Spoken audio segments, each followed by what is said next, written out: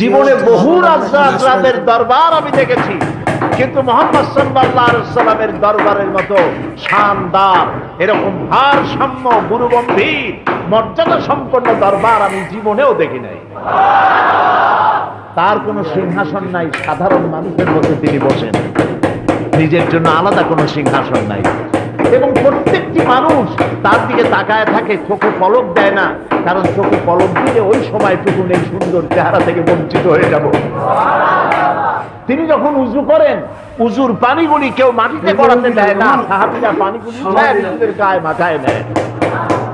আমি এমন দরবার জীবনে কোথাও দেখিনি। নবী করিম সাল্লাল্লাহু আলাইহি ওয়াসাল্লামের দরবারে এসে লোকেরা সব তাকিয়ে থাকতেন এবং একটা গুরুগম্ভীর পরিবেশ থাকতেন, কিন্তু এই গুরুগম্ভীর পরিবেশকে রাসূলুল্লাহ বেশি সময় থাকতে দিতেন। তিনি মাঝে মধ্যে রসিকতা করতেন। আমাদের ভিডিওগুলো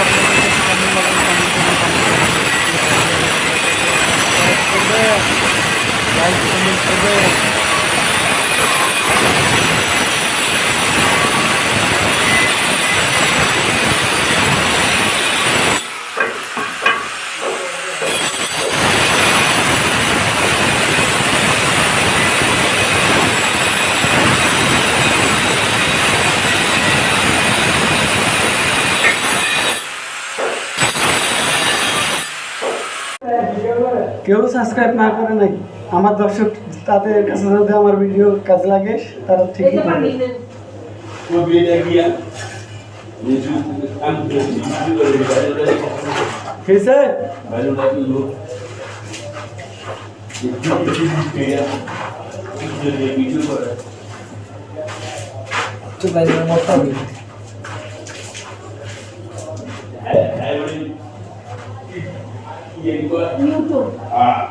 ইউটিউবার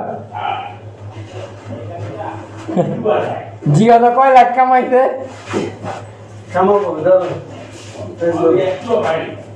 একদিন পাবো। না না, আমি আমার লগে কথা দিতে চলবো, তাহলে রমজান আমার কোনো ক্লাস